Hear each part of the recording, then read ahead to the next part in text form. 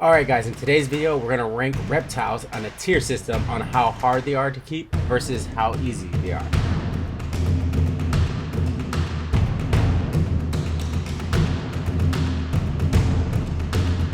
Alright guys, so in this video today I'm going to categorize these animals on my opinion, what I think.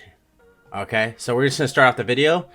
First off is going to be the alligator, the American alligator, guys. So the American alligators from Florida, they need, giant ponds. They're not a realistic pet for some people. So based off of that, and they can be tamed. There's people that have tamed and worked with them, but I'm gonna categorize them as the lowest, I would say, or as the most difficult, just based off of what they are. Everyone knows what an alligator is and what they're capable of doing, because they are capable of killing people. And then next up is one of my favorite animals, is the green anaconda. So I'm gonna categorize the green anaconda under C, which would be above D, with D being the most difficult. So C, the only reason I would categorize it around C is how big they could get, right? So these animals could get a couple 100 pounds for females, and their enclosures, and they're gonna need a giant enclosure and also enclosures with water in it. So that's another big thing about the green anaconda. They need the water. There is some people that don't give them the water, but this is based off of what their needs is. And then next up is gonna be the ball python, which I think is gonna be the easiest thing to do, easiest thing to care for. Ball pythons are one of the best pet snakes you can have, and they require very little, and they only want very little. So I think that's the easiest to care for, as in caging goes and housing. All right, guys. So next up is the basilisk lizard. So these guys are called like the Jesus Christ lizards, the ones that run on water and all that. I'm going to categorize them somewhere between A and B. I would say B, because I think these lizards are not the best pet reptiles, best pet lizards. There is some people that get them very tame, but they are a very skittish pet lizard. So I would categorize them B for not being so much of a good pet lizard to have. So next up is going to be the bearded dragon. I think they make very good pet lizards, and they're a very good starter lizard. There's only a few things that make them a little bit more difficult, is having UV, feeding them veggies and the insects together. So they are slightly difficult, but not that difficult. So they make a very good pet lizard. And then next up would be the blue tongue skink. So this could be northern or eastern, or the Indonesian species, but let's just say based off of the northern species, I think they make very good very good pet lizards, and I'm gonna categorize them under S for them being very easy compared to this whole list, I would say. And then after that, it's gonna be the boa constrictor. So this could be under all the BCCs, BCIs. But let's just say BCI. So let's say the Colombian red-tailed boa. I think the Colombian red-tailed boas are a very unpredictable snake, so they do tend to strike at times randomly at people that there's some people that do very good with them, but I'm gonna categorize them under A for someone that's like has some you had your first pet snake already, and now you could have something a little bit better, a little bit bigger, a little bit more advanced. So I think a boa constrictor is okay for that, under A. And then next would be the cobra. So I would categorize all these under cobra, which is a venomous snake, period. I don't think there should be only a few people, if any, nobody really owning cobras, but there is some people out there that enjoy having cobras.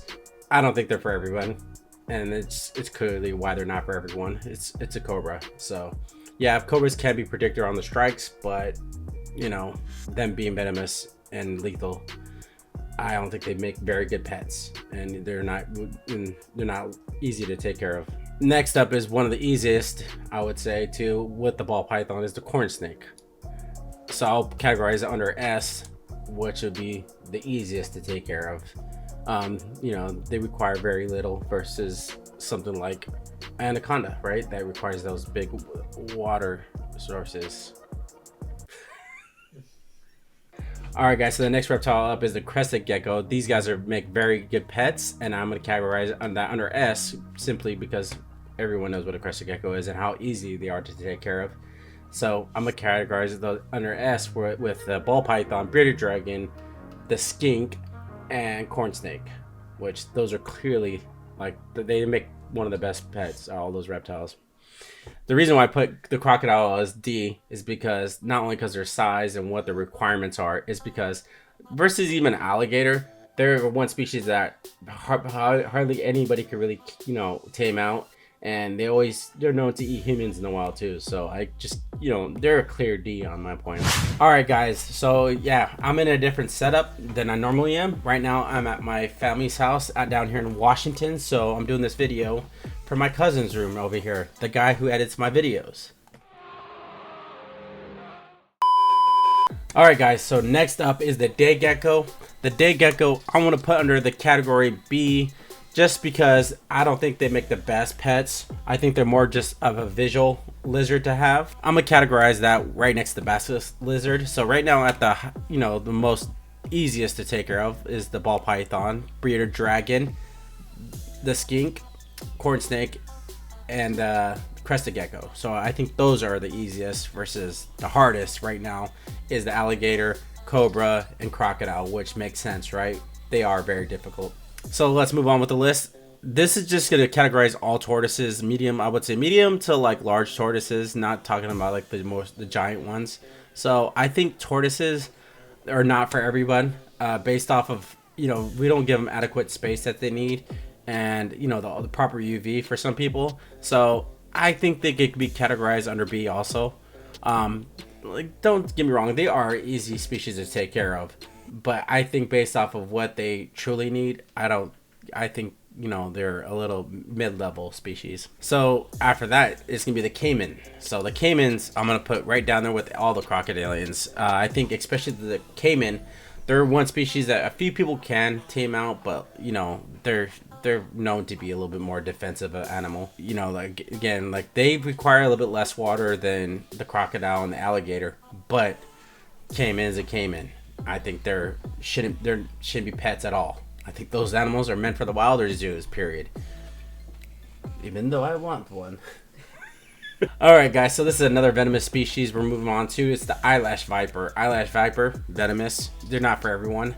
There are a few people out there there's quite a few people out there that have them, but for them to be venomous, I'm gonna categorize them under D, just based off the venom. And then we're gonna move on to so I'll categorize this one as all the extra large tortoises, the galops, the Galapagos tortoises, the aldabras, and even sulcatas could be a part of this. But I think they would be under C with the green anaconda, because people do keep them as pets, but I think they require a lot bigger of a property to roam around, which I don't think everyone could give them. So based off of what they need, I think they require a lot of space that people can't provide.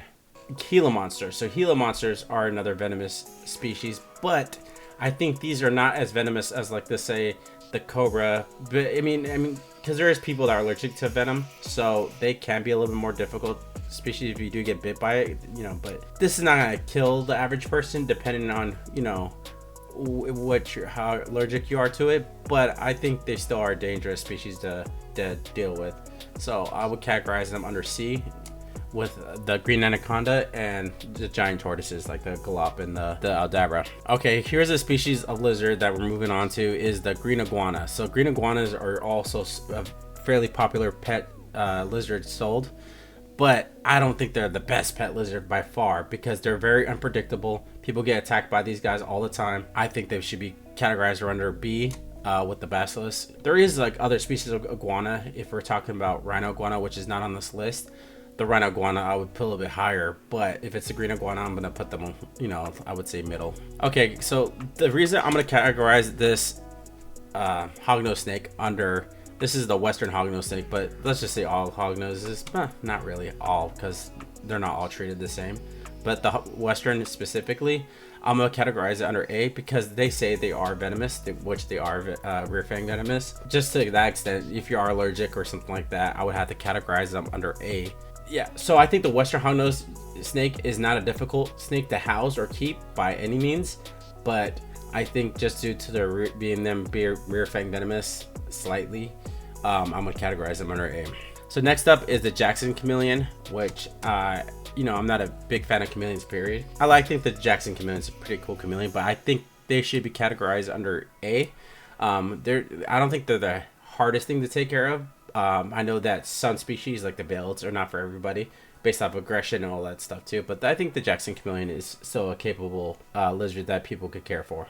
So next up is the Komodo dragon, and I'm going to clearly put that under D. Based off of their size, they could get up to 10 feet long, and we can't provide proper enclosures for these guys. I think there are some zoos that, you know, could provide that, but I think these guys are meant for the wild, basically. It's a Komodo dragon. I mean, with all these species down here on the tier D, I think it makes sense where they're at. So right here, guys, this is me all monitor species, other than, you know, because the Komodo dragon is a monitor species, but I would categorize this as all other monitor species, which I'll put under, I would say, in between B and C. I'm gonna put them. So I think I'm gonna go with C, just because on how difficult they can be for some people. Because it's not a species you want to neglect, and just, you know, you got to spend time with these animals. They're very intelligent. There are some smaller species that I would say that can be for, I would say, it's not a beginner, but like, you know, like the smaller Aki monitors, you know. But if we're talking about the whole range of monitor species, I think this is gonna be for a little bit more advanced people. Okay, next up, guys, is a legless lizard. I know very little about, to be honest, I know very little about legless lizards. I know they're a lizard that is legless. I'm gonna categorize them under, I think, like I said, A and B. Based off of the information I know, and this is my opinion, I'm gonna put them under B. I mean, I know they're very easy lizards to take care of. I see a lot of people, you know, they have no issues with them. But for me, I'll categorize them B. They can even be higher than that. But next up is gonna be the leopard gecko. So this is gonna be another starter pet right here. So I'll put that at the top. There's a reason why, you know, they're sold as starter pets, because they make good pet reptiles. All right, guys. So here goes a marine iguana. So this is the Galapagos Island marine iguanas. These guys are meant for the wild. I don't think we should keep these guys in captivity. So just by that, I'm gonna put them under tier D. They need to eat algae out in the ocean and all that. So, you know, we can't provide fully for them. So I think they're good. Category is for D for them. So this is another chameleon species. It's a panther chameleon. I'm gonna just put it right next to Jacksons. I think they're categorized at the same category. I don't see veiled on this list, so I think that based off those two species, I think they're very close. I think the panther chameleon would make a better pet than the Jacksons. Yeah, I think it's a good spot for it right there. So next up is the rattlesnake. And we're just going to categorize all rattlesnakes under this species. So we're just going to put them under D, just because they're venomous. And I think they're, you know, I do own one myself, but I think they're for extremely advanced people, or for people that are using them for educational purposes. I don't think there should be a pet at all. I think no venomous is really a pet. Okay, so next up, guys, is the red-eared slider. I think based off of ease of care, I think this can be categorized under A, just because the ease of care, you know, I'm going to categorize this one as B, just because they do require water, and I don't think everyone can provide the amount of water they need and the cleanliness of the water, because they do use the bathroom in the water, and they also swim in that. That's what they live in most of the time. Oh! So for that point, I'll keep them under B.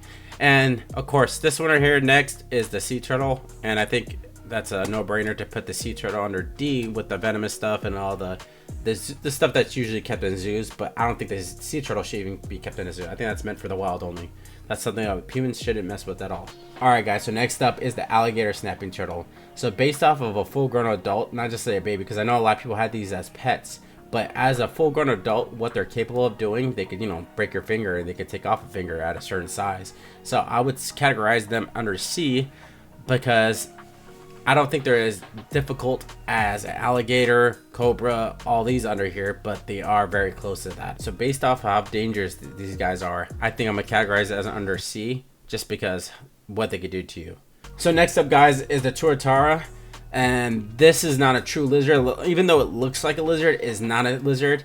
I believe it is a relative of a dinosaur. Don't quote me on that, but I believe it is. And I'm gonna categorize this under D, just based off of, this is not a pet lizard. This is not, they're not gonna sell this at all. This is not imported. I'm gonna categorize that under D, just based off of, I think, you know, that's a lizard meant for the wild, and that makes the difficulty unknown, I guess you would say, because I don't know myself. All right, guys. So right here, based off of it goes the top tier versus the lower tier, the lowest tier. So you can see like the top tier makes sense, right? A lot of these, even like I think the blue tongue skink can be lowered possibly due to some species, depending on which one you're talking about. So if we're talking about northerns, I think that'd be a little bit easier skink to keep. But yeah, I think everything else makes sense on this top tier. I think on this second tier down here, the boa constrictor, again, this could be going down to B based off of how some of the species can act. So, and the size. So this is not a beginner snake period, but this is a slightly more advanced. If you had a ball python or something like that, you could move down to this. But yeah, that's one that I would say that if that one can move down to B possibly, but yeah, we'll keep it at A. So category B, this would be like mid-level stuff. This basilisk lizard, day gecko, the tortoise species, like I said, I don't think tortoises, I don't think we properly house them, period. I think they all make sense, especially the green iguana. You know what? I'm gonna move the green iguana down just based off of they're not a good pet reptile. I know there's some people that do well with them and they have very tame ones. Based off my tier list, I'm gonna put the iguana next to the monitor, which makes more sense for me because they need some time. You need to spend time with these guys. So, and I don't know enough about legless lizards, guys, so I'm gonna leave them at B for my lack of information on them. Based off of the tier C, I think the only thing I would change really is the Gila monster based off their venom. They are kept as pets, in a lot of states, so I think that's okay for them to keep them at C because that is still a difficult tier. And being the lowest tier right here just makes sense for all these, the alligators, the crocodile species, and the venomous stuff, and the stuff that just it's not kept in captivity. I think this all makes sense. All right, guys, so tell me what you guys think about my tier. What would you guys change? Because I know that next year I'm probably after even recording this video, I'm probably gonna want to change this tier around. But based off of right now, this is where I think everything should be categorized as. What would you guys change differently? Let me know down in the comments below. I appreciate you guys watching this video, and I'll see you guys in the next one.